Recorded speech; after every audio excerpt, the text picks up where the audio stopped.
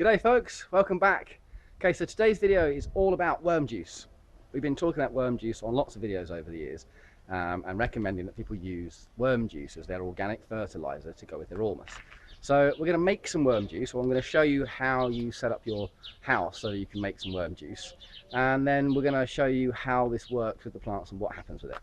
Okay, so first of all, you're going to need a few things. Here we go, here's a few things. Super simple, okay? You need a bucket. There's a bucket, that's what you're actually going to put your worms and everything in. So a normal dustbin bucket, anything, okay? It wants to have a closable covered lid and it needs to be dark. Then you're going to want something for your worms to live in. So I've got a waste paper basket and I have drilled a load of holes in the bottom. So those are 5mm holes. It doesn't really matter what size holes you drill, just as long as things don't fall out of it. But you do want the liquids to drain out the bottom of this basket. So a basket full of holes. Then you need something for the worms to live in. You need some bedding material. So this is just some shredded paper. Happened to be a bag from the organic veggie shop because it's an organic bag and all biodegradable. Any paper will do, newspaper, tax returns, divorce letters, whatever, doesn't really matter. Stick it through the shredder, yeah, get yourself some paper. And I happen to have a block of coconut fibres, so I'm going to put these in the bottom. Now you need to soak all the bedding, it needs to be nice and wet. Not soggy, but wet for the worms. And then we're going to fill our bucket with this and put our worms in. And then this is sized so that it sits in there and there's a nice gap all the way around. There's about an inch gap there, half an inch. Okay, and you can see there's quite a lot of space to the top. So we don't want to drown our worms, and obviously liquid is going to start collecting in here. So I have a block. Go in the bottom. Don't crack the bottom of the bucket. No, we're good. Okay, put a block in the bottom. It just happens that I need a couple of extra bits like that. Okay, so I've got a space for my liquids to collect, and then I can put my bucket in and it comes almost to the top of the bin. Okay, that's all you need. And then we're going to fill this with the bedding, put the worms in. So give me a moment to do that. There we go, with some bedding material prepared. This stuff turned out to be a lot smaller and a lot grittier than I was expecting, so it really might not be quite what I was hoping for. I was actually thinking it was going to come out more like fibre, fluffy stuff like that, but hey ho. Okay, a little bit of water over the paper, make it a bit wet. You don't want it to be like wet, so you just want to take a load and just sort of squeeze the water out of it. Okay, give it a good squeeze. Get rid of all that excess water. Right, let's throw it in out of the way. And we're going to fluff that up a bit.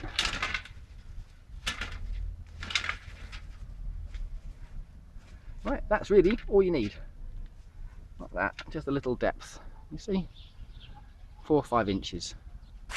Now, as I've got it, I'm going to take this. I'm going to do the same thing. I'm going to squeeze the water out of it. And I'm going to throw some of it in here and give it a mix in. Give me 2 seconds. I need 2 hands. And there you go, a bucket of bedding. Okay. Don't fill the whole thing. If you do that, you'll end up in a terrible mess and it will stink and be horrible. You just need something for the worms to live in, and then you're going to be giving them food every day or every couple of days as they eat the food, and just an inch or so on the top. When they've eaten all the food, you can give them some more, and over time the bucket will end up filling up, okay, which is why you need a bit of space. Now, this needs some ventilation. Okay? If you leave them like that, they're going to suffocate. So we're going to cut some vent slots in the side here and fold them out. And then on this island, we've got another beetle larva. There's something here which gets into the wormeries and it competes with the worms and eats stuff, which is fine. But if that ends up in your compost and in your garden, it eats the roots of all the plants. So we need to stop them from getting in here. So to do that, I've got some fly screen, and what I'm going to do is cut my vent holes, and then I'm going to glue some fly screen to the inside with some silicone so that things can't get in there. This will also help with the fruit fly and anything else that wants to go in the bucket and start making things horrible. Okay, now let's do that, and then we'll go into the next bit and a few do's and don'ts and a few tips and tricks that you need to know about worms. we are, a couple of ventilation holes. So, see, I've got a fly screen. So all I've done is cut round in the plastic. I used a saw to cut through and then a knife just to nip down the edge. And then folded it up and heated up this line with a turbo lighter. One of these windlass turbo lighters. Okay? And then, as you can see, I've just siliconed a piece of screen onto the inside. Nothing difficult there, nothing complicated. Okay, it's just stuck in there. Then I can put my block back in the bottom, put my supports in, take my bucket and put that in there like that. Finished. That's it. 10-minute job. Super simple. Put a lid on it. Right, let's get some worms. There we go, got some little wigglies. So a friend of mine who's also got a wormery, he just gave me a jar with worms in it. Wiggling around in there. I'm just making sure that there's none of the grey ones we don't want. That looks okay to me. There's not very many in there. You really want 3 or 4 times that. You want a big pile of them. These are little red ringworms. They're a little surface worm. I think they're round worms, I think they're actually called. Could be wrong. Anyone who knows what type of worms these are can correct me on that.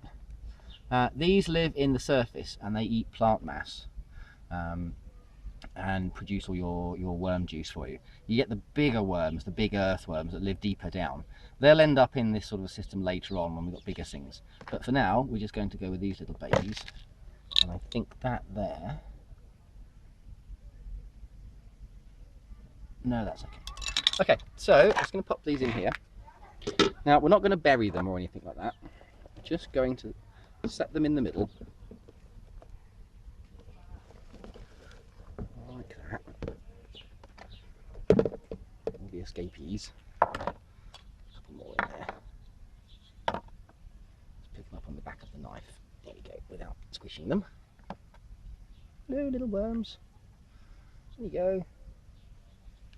One more. So they're now happily in the middle of the bucket, right? They'll sit in there for a day now, and they'll go crawling around in the paper, and they'll disappear down inside, make themselves a nice home.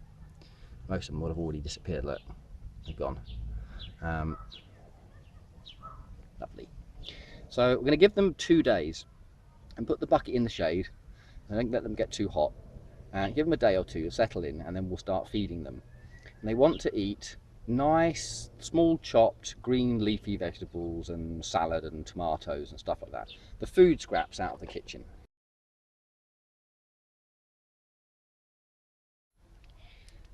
Go. So I've got some kitchen scraps, lettuce and bits of leek. Okay, you could have other things in there. You can have potato peel, you can have carrots, broccoli, anything you like. Just avoid the citrus and the onions and anything like that.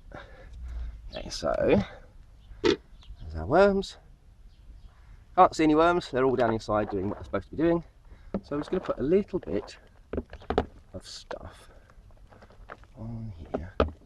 And given the amount of worms that we have, that is probably enough. Just a little bit. If they don't eat the food in 2 days, you're going to have a problem.